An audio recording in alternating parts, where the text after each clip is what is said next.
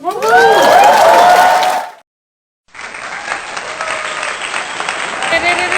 તુલસીનું one, જ્યાં જોવો ત્યાં તુલસી, જ્યાં જોવો ત્યાં તુલસી. આ મંદબુદ્ધિના બાળકોની જે વૃક્ષ પ્રત્યેના પ્રેમ છે, એની ભાવના, અરે અમને તો બહુ ફળી. આ તો તુલસીનું વન, સાથે સફેદ આંકડાની માળા. સફેદ આંકડો છે જે હનુમાનજીને બહુ વાલો છે, તે સફેદ આંકડો છે. પછી સાદો આંકડો છે. જાસૂદના ફૂલ છે જે ગણપતિને ખૂબ પ્રિય છે. જાસૂદ એટલે ગણપતિને પ્રિય ઝાડ.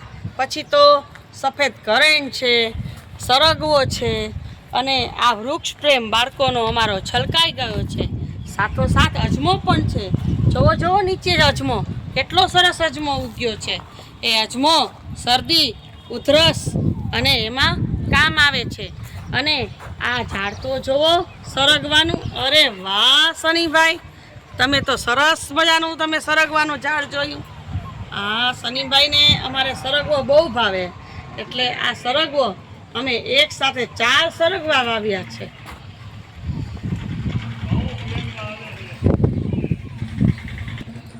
અરે આ પારિજાતની જાત, એના બ્લુ ફૂલો અને વ્હાઈટ ફૂલો. અરે વાહ શનિભાઈ, બતાવો બતાવો ફૂલો બતાવો તમે. આ બધા ફૂલો છે. પછી શોખનું ઝાડવું છે. ગલગોટા તો બહુ જ પ્રિય, અને ગલગોટા તો બધામાં આવે. ગલગોટા તો ભગવાનને ચડે, ગલગોટાના હાર બને, બરાબર. આ છે બારમાસી, સરસ મજાના શ્યામ ગુલાબી ફૂલો ઉગી નીકળ્યા છે. સાથોસાથ મરચીના છોડ છે. લીંબુડી તો જ્યારે ડોકું મહેક મહેક લીંબુડીનું ડોકું થઈ રહ્યું છે. અને અહીંયા જુઓ તો અરડુસી, અરે અરડુસી તો ઘેઘૂર થઈ છે. અરડુસી શેમાં કામ આવે?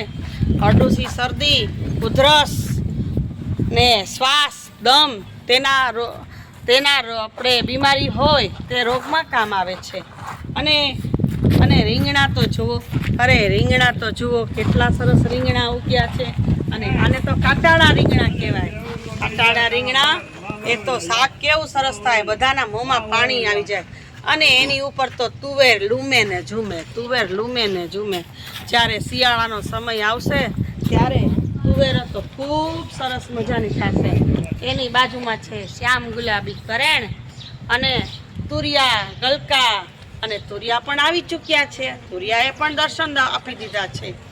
આ જુઓ તો સરસ મજાનું લીલી વનરાયવાળું અમારું મંદબુદ્ધિ સંસ્થાનું નાનો એવો બગીચો, પણ સરસ મજાનો બગીચો, અમને પ્યારો લાગે એવો બગીચો બની ચૂક્યો છે.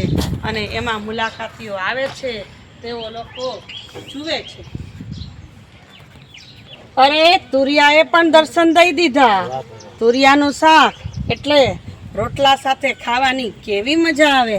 આવા તો તુરિયા અમારી ઘરે આવી ચૂક્યા છે. અને આંબાએ પણ ફૂટણ આપી છે.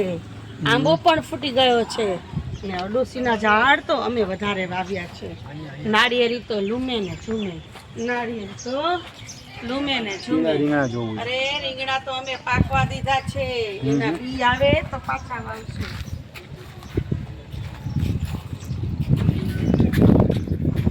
જો આ વનરાયું જો, વેલાની વનરાયું જુઓ.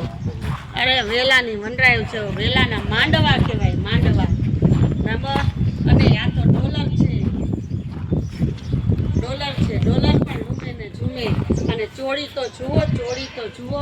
અરે ચોળી આવવા માંડશે તો એક શાક બની જશે. ચોળીમાંથી એક શાક બનશે. અને એ શાક અમારા બાળકોને અમે ખવડાવશું.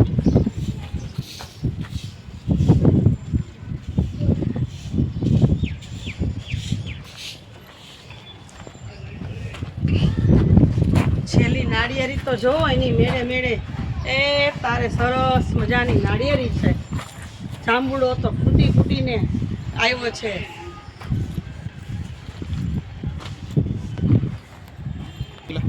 અરે રાવણો જોવો, રાવણો તો તડકામાં લૂમે ઝૂમે છે. ઘણા દિવસથી ઝાડવાઓએ તડકો નહોતો જોયો, આજ તો તડકો જોયો. અને જે આ પિંજરામાં છે એ બધા આંબા છે. એક ચીકુડી છે, સરસ મજાની ચીકુડી છે. અને એક આંબો તો ગોટલીમાંથી ફૂટ્યો છે. ગોટલીમાંથી ફૂટેલો આંબો સરસ મજાનો એની રીતે તે વિકસ્યો છે, એની કલમ નથી. અને બાળકો જો હિંચકામાં સાગર, સાગર, આ ટીડી કે હિંચકા ખાવાની મજા આવે ને? હે? આજે હિંચકા ખાજો. હા એમ. ઉચક નીચક હિંચકા અને બાળકો હિચકતા હિચકતા હસે છે.